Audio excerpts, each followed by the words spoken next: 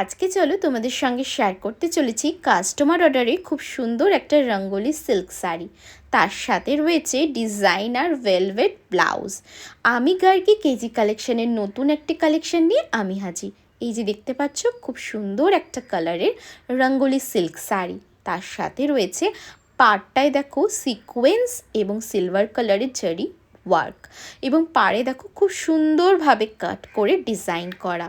আর ভেতরে রয়েছে এরকম ছোট ছোট সিকোয়েন্স দিয়ে কাজ করা, যা শাড়িটিকে আরও সুন্দর করে তুলেছে।